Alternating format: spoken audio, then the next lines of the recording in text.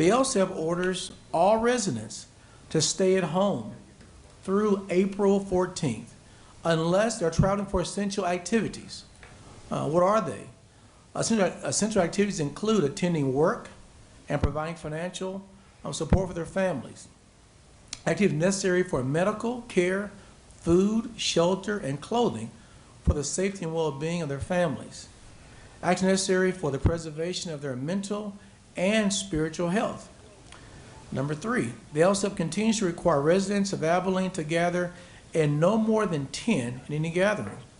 This restriction applies to both indoor and outdoor gatherings. The LSEP continues, number 4, to adopt the language of the governor's order, which prohibits inside dining at restaurants, but allows carry-out and drive-through dining. Number 5, the LSEP provides that all businesses, unless otherwise restricted or closed, are deemed essential and shall remain open, but those businesses shall require social distancing. Number 6, businesses that are ordered to be closed are the following: hair salons, hairstylists, barbershops, nail salons, tattoo parlors, piercing businesses, and similar person grooming businesses, game rooms, bowling alleys, movie theaters, arcades, miniature golf courses, gyms, fitness centers, and other similar entertainment venues, sex-oriented businesses, food truck gatherings of 2 or more food trucks, and smoking rooms located inside tobacco stores. Number 7, all businesses shall limit the number of customers to maintain social distancing requirements. Additionally, retail stores shall reduce their maximum building occupancy by 50% or more as necessary to maintain social distancing requirements inside the buildings. Number 8, the following persons are required to self-quarantine: persons who are sick or are currently experiencing common symptoms of COVID-19, including fever, cough, or shortness of breath. Number 2 of this order, of number 8, all persons in the household, if any member of the household tested positive for COVID-19, and persons at a higher risk for severe illness if exposed to the virus. And finally, all persons required to self-quarantine are allowed to travel to seek necessary medical care. I'm going to repeat the order of things that we'll have on this morning. Mr. Robert Hanna, City Manager, will provide some guidance and input, some things that needs to be communicated or amplified, as well as how do we enforce this. We'll also allow City Attorney Stanley Smith to also provide anything that he deems to be appropriate. Then the council will have an opportunity to weigh in and ask questions and or make comments, and then you, the listening audience, if you choose to, can also make any comments.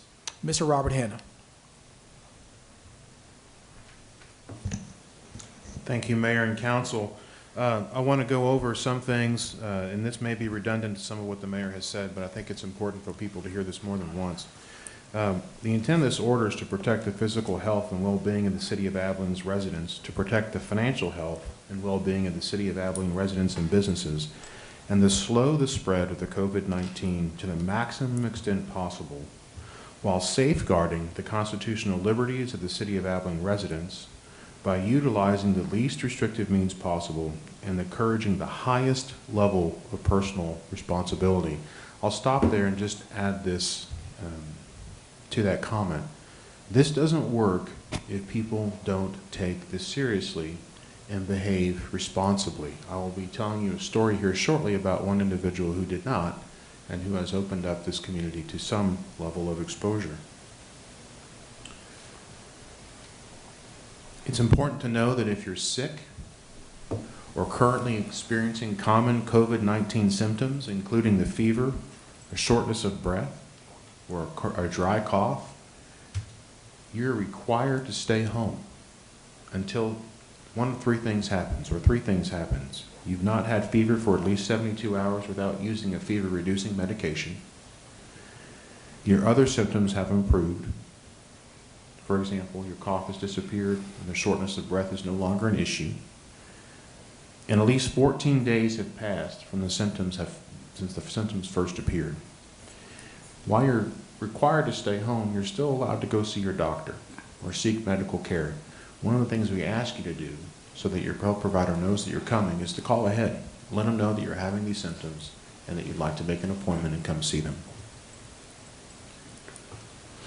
If you have tested positive for COVID-19, you and your entire household are required to quarantine.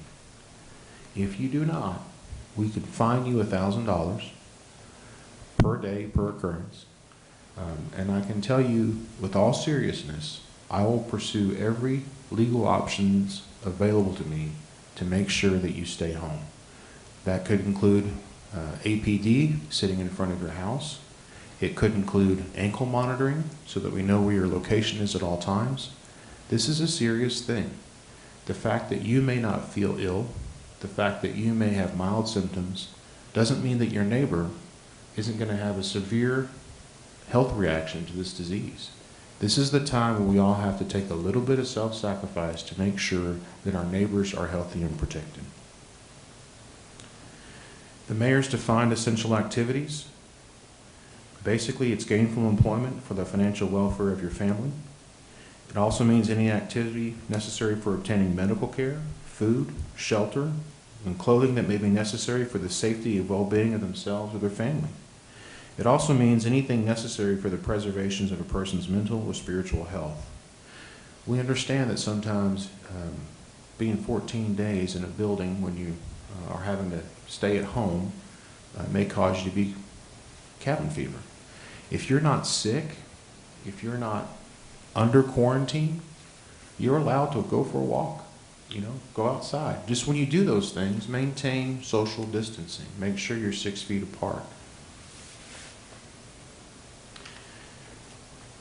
I want to go over the list of businesses that are closed again and also provide the public summary assurance that we've built in tools to allow the mayor to close additional businesses if, in his opinion, those businesses remaining open create a public health hazard. Hair salons, hairstylists, barbershops, nail salons, tattoo parlors, piercing businesses, and all similar personal grooming related businesses that require close personal contact are closed as of noon on Tuesday tomorrow. Food truck gatherings of 2 or more trucks. You can have one food truck, but you can't have more than one food truck in proximity to one another. And people who are attending the food truck must maintain adequate social distancing. Failure to do so could result in fines up to $1,000. Game rooms, bowling alleys, movie theaters, arcades, miniature golf courses, gyms, fitness centers, or other similar entertainment venues are all closed at noon tomorrow. Sexually oriented businesses are all closed as of noon tomorrow. The smoking rooms and tobacco stores. And that's the intent, to limit the closure only to the smoking room. If you wanted to go into a tobacco store to buy tobacco products, you can do that. You're just not allowed to lounge in the cigar room, for example, and smoke a cigar. And that's effective at noon tomorrow. The mayor does have the authority to close additional facilities. This order also authorizes the city manager to enforce this order by any means legally necessary. Businesses are ordered to limit the number of customers in their commercial establishments to maintain good social distancing requirements. Retail stores will be required to reduce their maximum building occupancy by 50%. So if you have a building occupancy of 1,000 people, you now have a building occupancy of 500 people. Retail stores are further ordered that if the 50% maximum building occupancy is not enough to maintain adequate social distancing requirements in the store for the customers that are present, they have to reduce that even further to make sure that good social distancing practices are maintained. Further, retail stores are also ordered to enforce this by monitoring and controlling the ingress and egress to their buildings to make sure that social distancing requirements are maintained. If they refuse to do that, or if they cannot do that, I will do so for them with APD officers, AFD firefighters, and other city personnel. Just to remind everybody, social distancing requirements include maintaining at least 6 feet distance from other individuals, washing hands with soap and water for at least 20 seconds as frequently as possible, and using hand sanitizer, covering coughs or sneezes into the sleeve or the elbow, not your hands, and regularly cleaning high-touch surfaces and not shaking hands. In addition, this order does allow the city manager and has ratified other closures I've made of public buildings. I will be closing city park playground equipment, not the parks, just the playground equipment. In addition, all of our outdoor basketball courts will also be closed. The intent is to maintain social distancing. It's hard to do that with contact sports.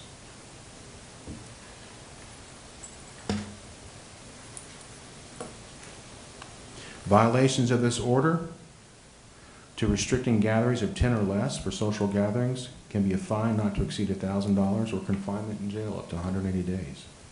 And the violation of any other provision of this is a $1,000 fine, a fine up to $1,000. This declaration is effective noon, Tuesday, March 31st, and continues until 11:59, April 14th, 2020, unless otherwise modified, terminated, or extended.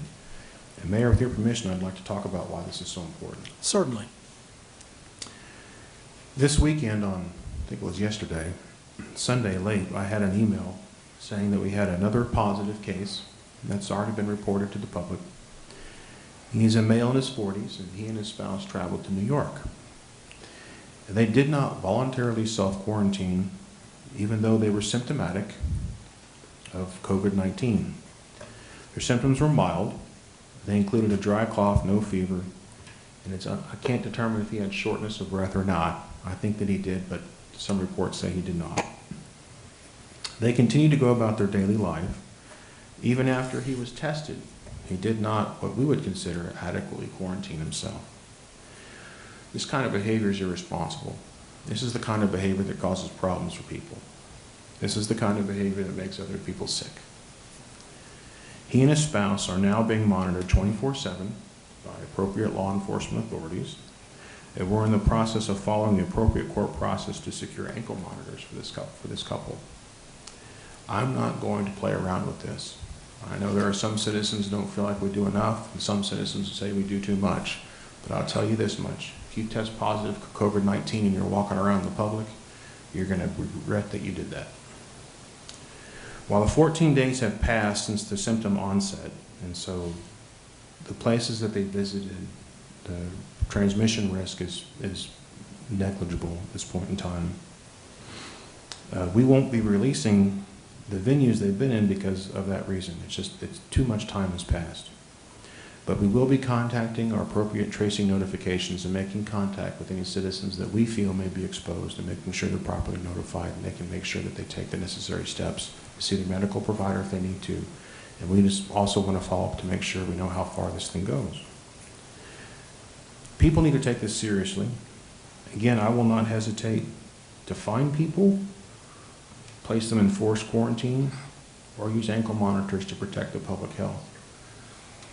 Ladies and gentlemen, Abilene is a community that cares greatly for one another in our day-to-day lives. I've never been a part of a community that's been so incredibly generous. Let's not forget that sometimes self-sacrifice and self-denial are the biggest gifts we can give somebody, especially in a situation like this. I have no other comments, Mayor. And before the council responds, thematically, we try to be proactive. And so the team here of the aforementioned entities and members meet daily, and we're trying to think ahead. The country at the end of today will have approximately 150,000 Americans will be infected. State of Texas at this point is around 2,700. Abilene, we're at number 11. I reported that just about an hour ago. In comparison to some of our West Texas communities, Abilene is doing well. Lubbock is at 51. I'm in daily communication with Mayor Pope. And I think the mayor would tell you, City of Lubbock, those 51 positives really come around 4 to 5 individuals. That's why it's so important that we take responsibility, and remarks by City Manager Robert Handa are very, very appropriate. We want to be serious, and so we're in good shape. There is no need to panic. What we're simply trying to do is be sure that our state does not become Louisiana and Abilene does not become New York City. And you do that by being proactive. And so I said in my opening remarks, some will think that this is too restrictive, while others think it doesn't go far enough. I want to reiterate that we're not trying to run a popularity contest. What we're trying to do is do the best we know how at the time by using the resources and tools that have been given to us. It's very, very fluid, and we could come before you in a few days with alterations of this ordinance. But I hope that you trust in leadership of this community as well as those who are assisting us. At this time, I want to allow the council members to make their remarks. Well, prior to that, thank you, Mayor Pro Tem Hurt. I'm going to allow Stanley to say anything you want to, Councilor.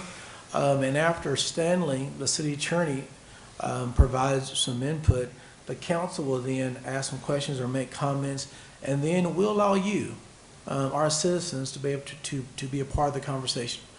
Mr. Smith? Thank you, Mayor. Council, Stanley Smith, City Attorney. I don't really have anything else to add. I think that the major points of this extension and modification have been stated. I'm just available for any legal questions you may have. Any questions, Stanley, from the council? Stanley, would you just comment just for the public? I know that you and with your peers across the state have been monitoring. How many shelter in places or stay-at-home ordinances have popped up in the recent days? Goodness, probably since Friday, several dozen have popped up. There's many on the I-35 corridor, but those are starting to filter out towards West Texas as we speak. I know that Lubbock issued theirs as well.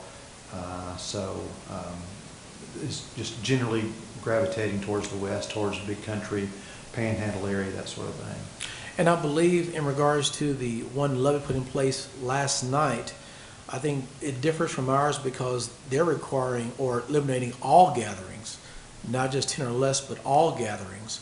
And then I think they may have some more restriction in regards to retail, is my understanding. And so, again, we're doing well, and we're not in a panic mode.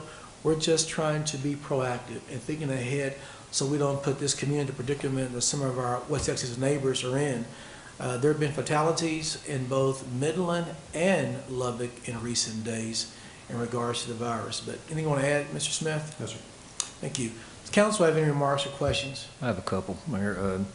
I just want the public to know that even though it looks like we're picking and choosing, these come as recommendations to protect the public. That's what these are for. I don't like big government or too much government, but this is to protect our citizens. And really, with some of the negligence by some of our citizens is one of the reasons we've had to extend this so that they know that we are serious about this, just like Mr. Hannah said. I would also like to add today how proud I am of you, Mayor, and Robert Hannah for being out front on this. Y'all have represented us well. This is something we can't see. It's something that we have never dealt with before. Therefore, there are always going to be a division in opinions on the way this is being handled. But I think y'all have done a wonderful job, and I appreciate what y'all have done, and glad that I'm working with y'all. Y'all have done a great job. Thank you. Any other remarks from the council? Mr. Hannah, could you, I'm going to ask you a question. And This is Councilman Calvin. I'm sorry, yes. I know a lot of folks that are on the line right now probably have specific, hey, can my business stay open questions, okay? And when we open it up, there's going to be a lot of those. So maybe if we can have some direction, if people want to specifically know if their business or their group can still meet, what is the best way to get that information? Because, you know, that's probably, I would say, probably 90% of the questions that people are going to know is, hey, can my group still meet? Can my business still stay open? So it's very easy. This order defines all businesses as essential. People have to have an income to pay for their families' expenses, to provide for health care, To do all the things that we do in American society, you got to have a paycheck. And you do that by going to work. All workers are classified as essential. This order only closes the businesses that have close personal contact, okay, or have been potentially problematic in the past. We've seen some food truck gatherings that are problematic, so we're trying to address that by limiting the number of food trucks present at any time. If we have to remove all food trucks or shut them all down, we will. But unless you are a hair salon, a hairstylist, a barber shop, a nail salon, a tattoo parlor, a piercing business, or a similar personal grooming related business where there's close personal contact, go to work, keep your business open. We need you to do that. If you're not going back and forth to work, stay home. If you're not going to get groceries or food for your family or clothing, stay home. Now's not the time to go find a fun thing to do, right? Now's the time to go stay home. And as I said on Facebook earlier this weekend, love on your people. This is a great opportunity to build relationships and love on your people. Just if you need to break from loving on your people, make sure you go for a walk. Well, and I want to echo what Councilman Hurt said, that, this is uncharted for all of us. This is unprecedented. And so we are, unfortunately, working as we go. But I guess if someone does have a question, they are more than welcome to email us, council@abilenetx.gov. Email us. We will make sure it gets to the right person. We will make sure that information gets back to you. But I too appreciate what Anthony and Robert and your staff have done in these very, very uncharted waters times that we are in. Thank you, Councilman. I'd also add that we're working with the Chamber of Commerce and have developed with them frequently asked questions that they'll be posting on their website. So if you're a business member, you should visit the Chamber of Commerce and look at this, and we will link to that resource on our own COVID-19 resources on the City of Abilene's page. I'll add to that just a bit, and I appreciate particularly Mr. Hanna engaging Mr. Peters to be sure that we're sensitive to commerce in our community. And we know that this is certainly a disruption of commerce in Abilene, that folk are affected, but we took a posture that we'd rather have a little disruption now than significant disruption later. And so being proactive and being mindful of that, I think, is a prudent thing to do. Any more questions from the council prior to the public hearing? Councilman Shane Price? Have received emails and also direct comments from people about concerns with kids. And so I don't know if you want to address neighborhood kids and going over to a neighbor's house and another neighbor's house and group parties of kids in the neighborhood and sharing bikes, et cetera. One reason why our elementary schools or all schools are dark at this time because of the need to not allow the children to become carriers and getting their grandparents and parents ill.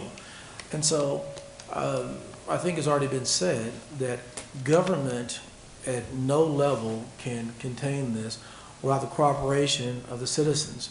And so use common sense and be mindful of that. This is not an extended spring break. It is not a vacation.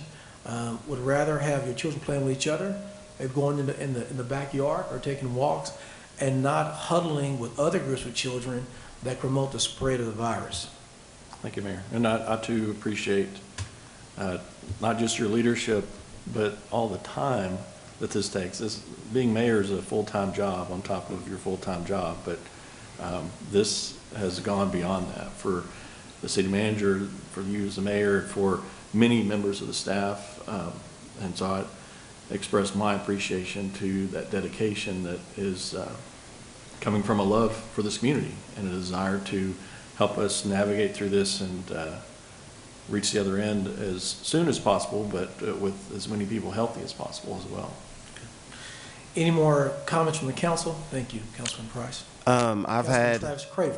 Councilman Craver here. I know I've had a lot of questions, especially in regards to daycares, what's essential, what's not, and people feeling as if they can come to that. It'd be nice to have that addressed if we could as well. Well, daycares are operable. Of course, the oversight of all daycares are at the state level. We understand the domino effect of not providing child care for those who are working and serving the community. We just ask them and others to be responsible. So daycare is not affected by this ordinance, still governed by the parameters by the state that oversee the operation of daycares in our community and throughout the state. Any questions? Mr. Chairman, you want to? Just want to make some initial comments before we go into the public hearing, Mayor, if I may. And by the way, I'm going to, just courtesy, Judge Pro Tem Chuck Statler is in the audience. Downing could not be here this morning. He's taking care of county business, but we'll send an opportunity for the Judge Pro Tem, Chuck Statler, to make comments following you prior to the public hearing. Thank you, Mayor. I've got the background noise on this turned down because sound like a walkie-talkie to the people listening, watching this on our broadcast.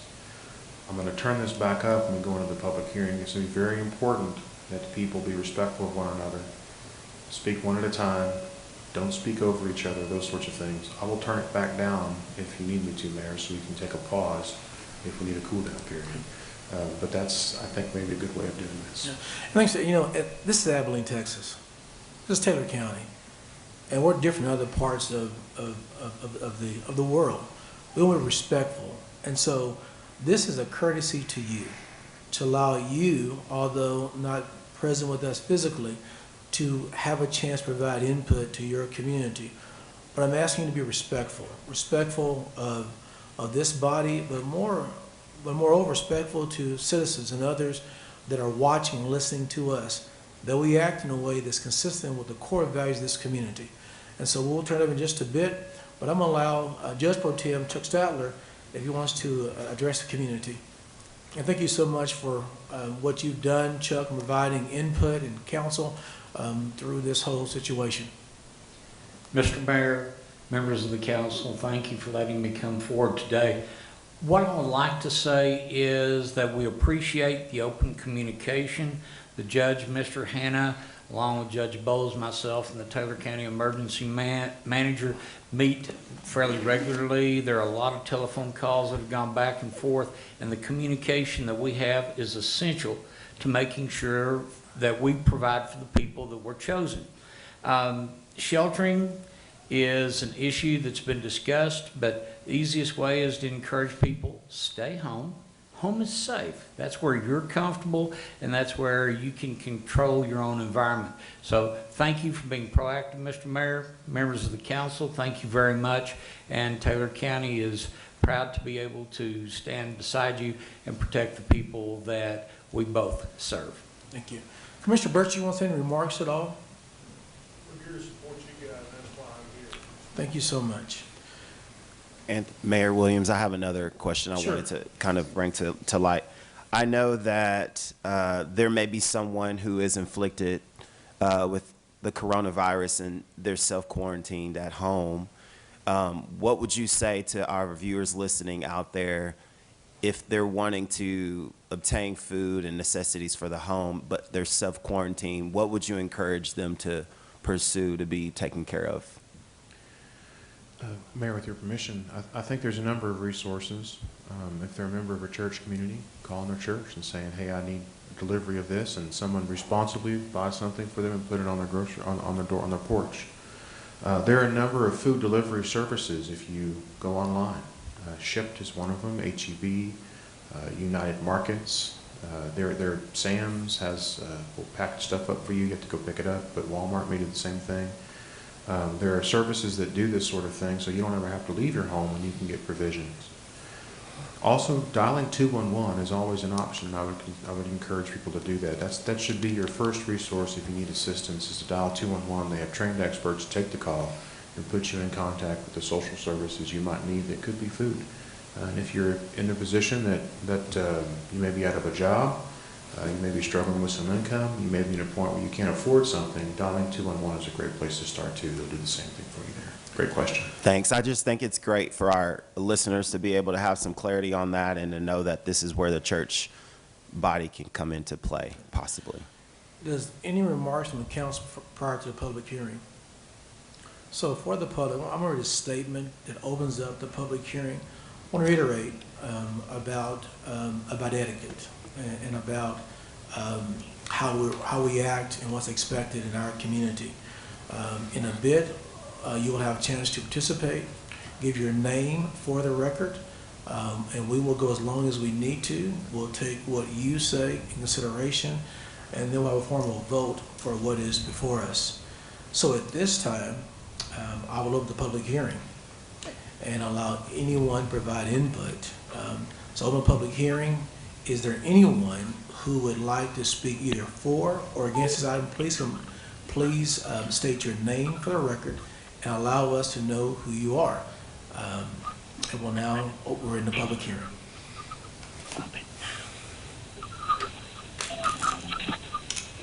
Hello there.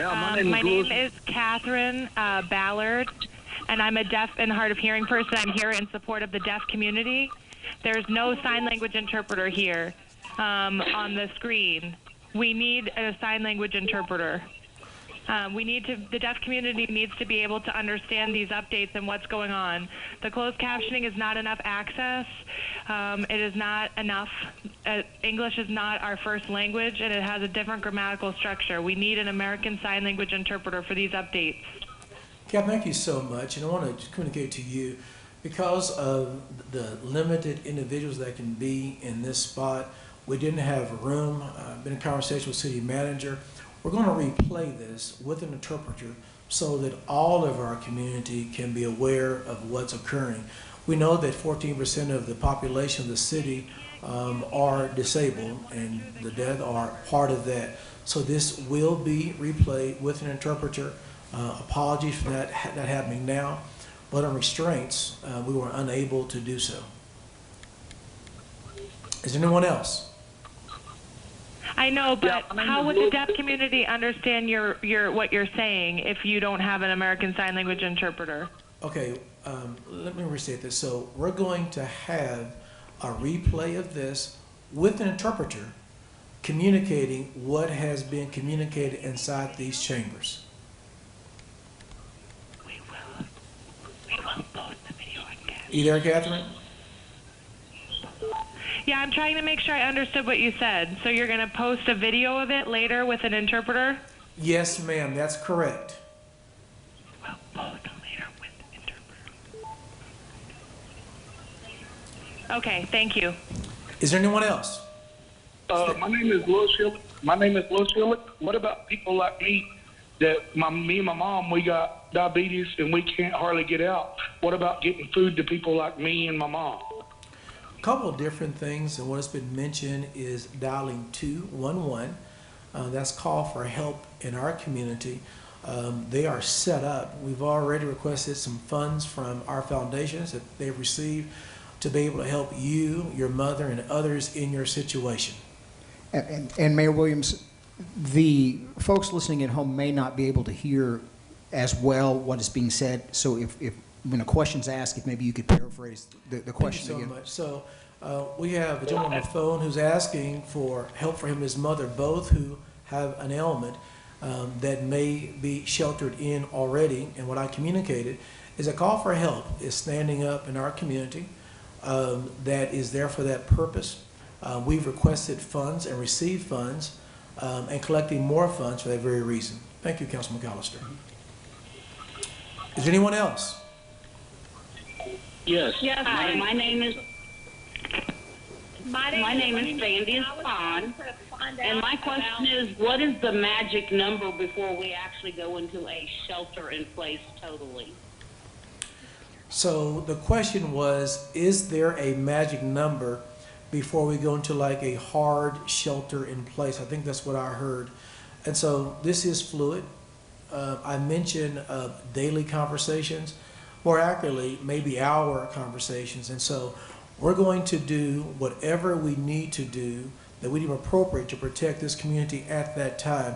So there's not a magic number. Again, guiding our decision, so you'll know, is the local healthcare professionals, the team of administrators at the city and the county, and also our state representative Stan Lambert, Jody Arrington, and others. And so we're all having conversations. And as we move forward to needed tighter restrictions, we will be communicating that, and at the same time providing you an opportunity to join in that conversation with us.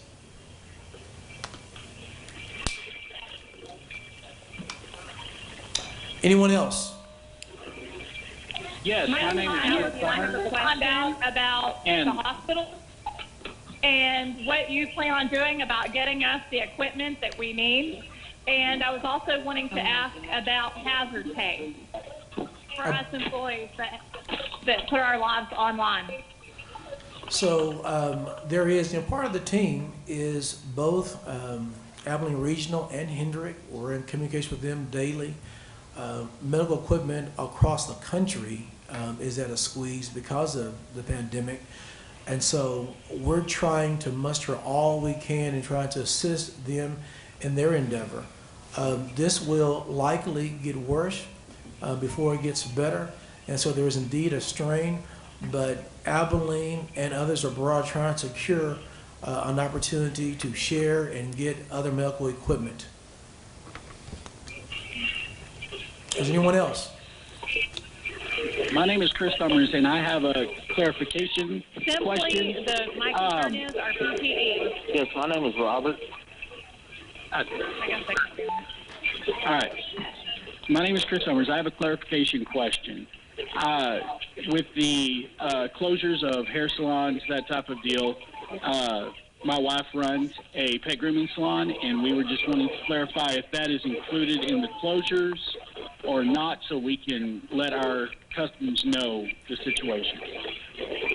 All grooming defined in the ordinance is asked to go dark.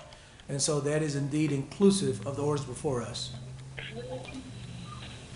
All right. Thank you. Is anyone else? My name is Robert. Yes, my name. Yard mowing and stuff. Robert, go ahead. Go ahead, Robert. Yeah, I was just wondering about getting out mowing yards. It's okay to do it? Mowing your yard service can be continued, just asking you to use common sense and be careful so you can continue making money for your household. Anyone else? Yes. My name is Olivia Jackson. My name's Olivia Jackson. And I was calling, what about the people that have to do services for CPS to get their kids back? I'm trying to figure out, what about the people Olivia, please restate your question.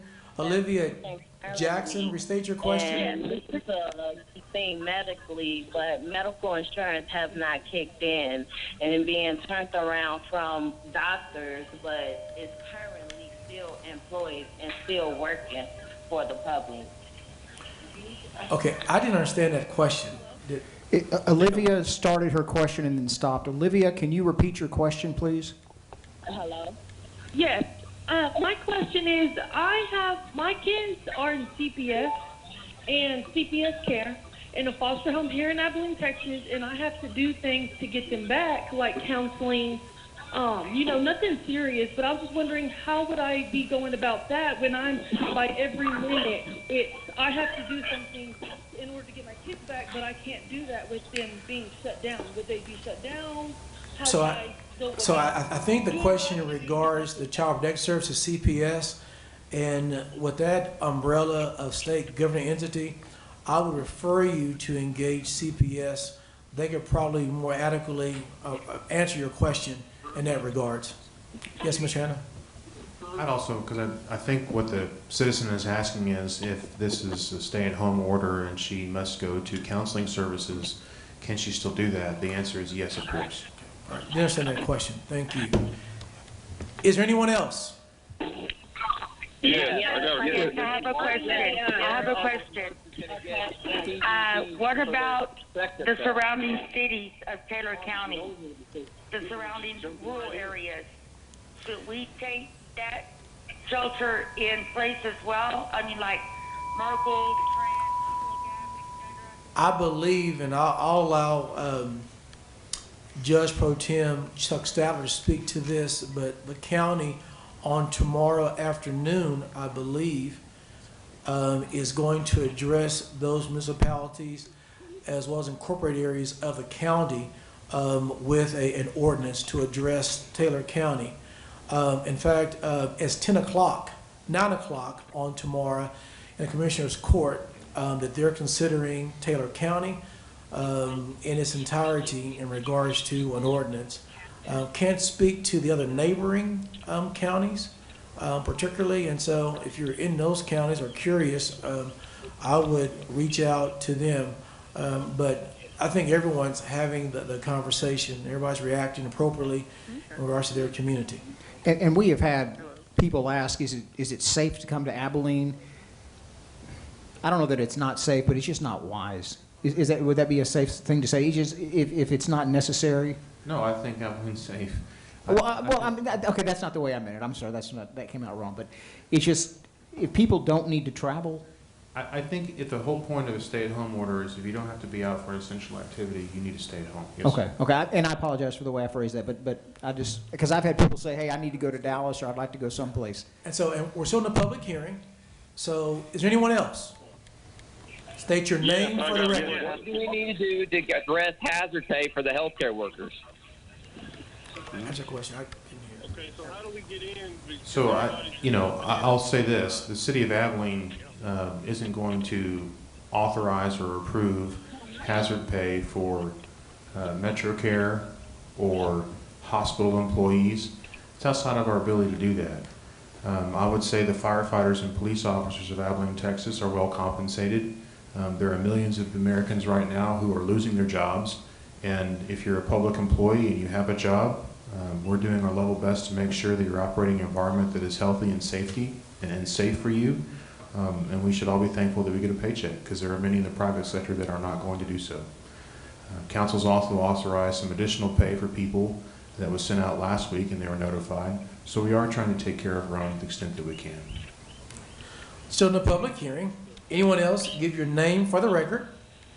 Matthew Walker. Ashley. Okay. Ashley, go ahead and speak, Ashley. The difference Hi, is yes, they're not my bringing it home question to their is- family. I'm sorry. Ashley, go ahead and speak. I know Yes, it's just sir. hard My to get on. question You is can't that ask the I question. am a beautician, and am I allowed to travel to a person's house or cut in my house due to my shop being closed? We are asking you to go dark, at least for the next 14 days, and we will go back in 14 days and either extend this or make a modification, but you are within the group that will not be operating via this ordinance. Thank you. Okay, Mo Mosley here. Can I ask a question?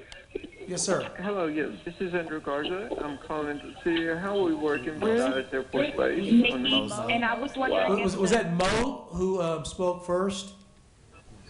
Go ahead. Was it Mo? Moses. Mo Moses. Go ahead, Mo Moses. Hello? Okay, so my question is, I do home maintenance for a couple of realty companies in town. So do I need some type of permit because there's leaks, there's different things that need to be fixed in people's houses. So I kind of need to know what do I need to do. Mo, we want to encourage you to continue your business and just be wise and smart in how you conduct your business. Is anyone else? This is yes, Brandon Mosley.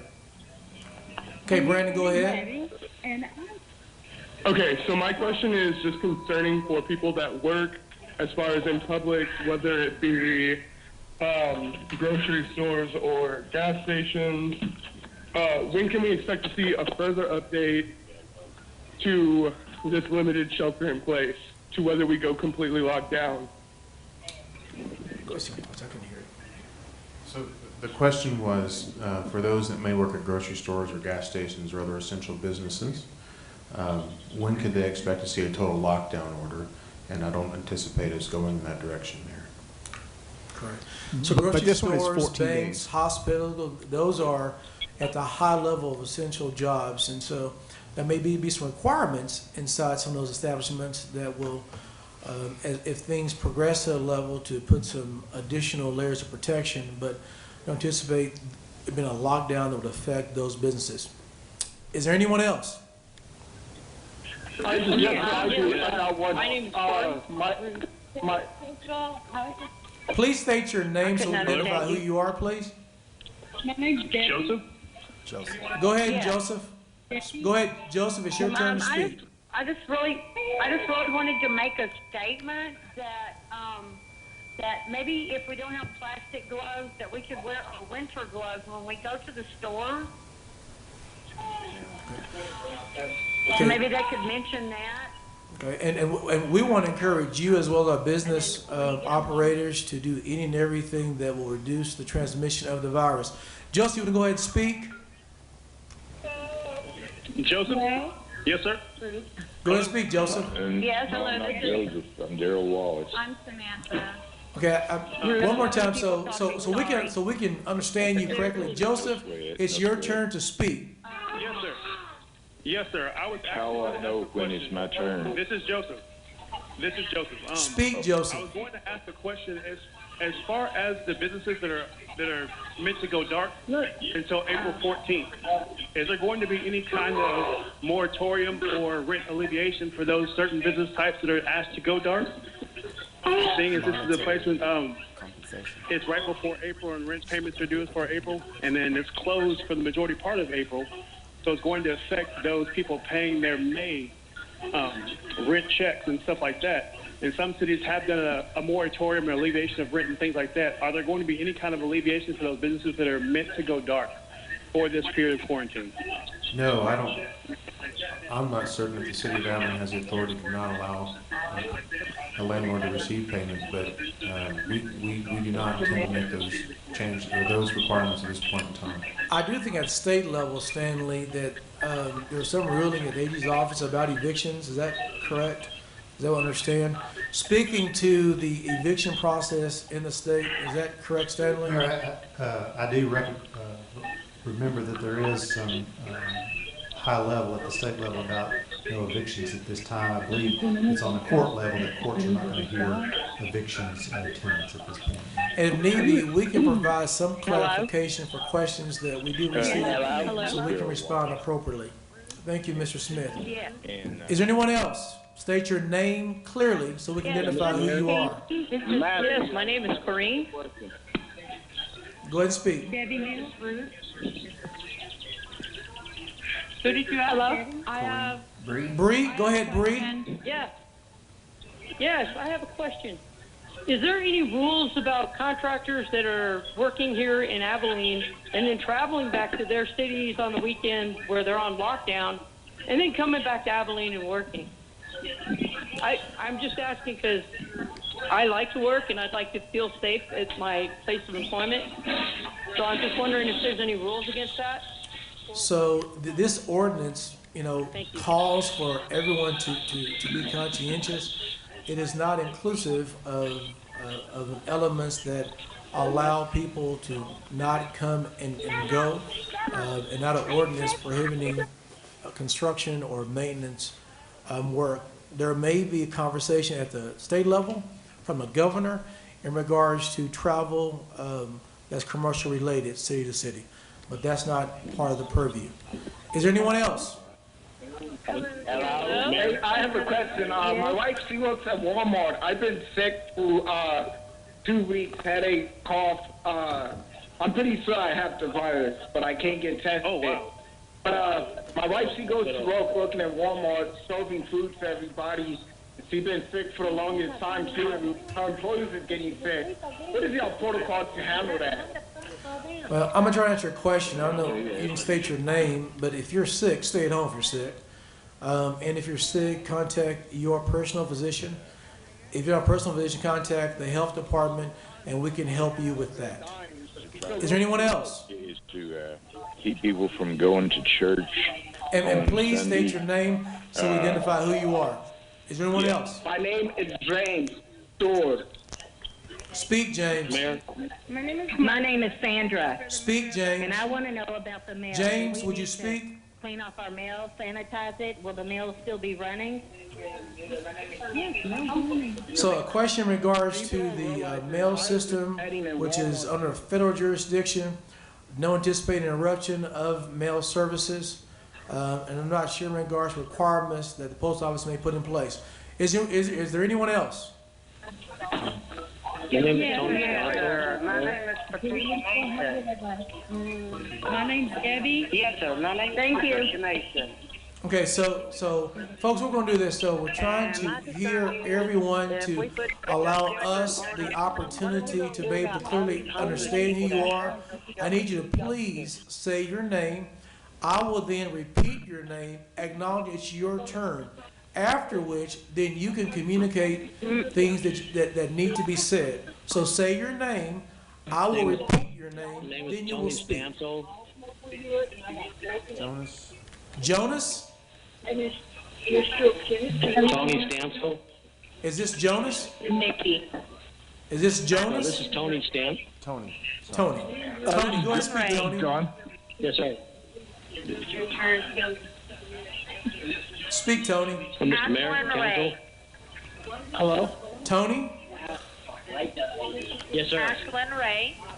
Yes, sir.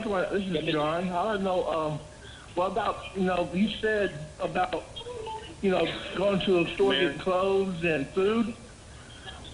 How are we going to pay our bills? If a member of council, you help me understand what was asked. I couldn't hear it. I think he was, how do we help pay the bills? I think if places are still open, that's what I thought I heard. So I think if this is incorrect, I think I heard a question that asked about paying bills. And so, the only thing I would say in that regards, we know that this is causing instability in regards to commerce and jobs and the ability to take care of the essentials. In our community, you have two entities, one being United Way, the other being the Community Foundation of Abilene. Both are receiving funds to be administered to nonprofits and individuals for assistance, and refer you to those two entities for that opportunity to be addressed.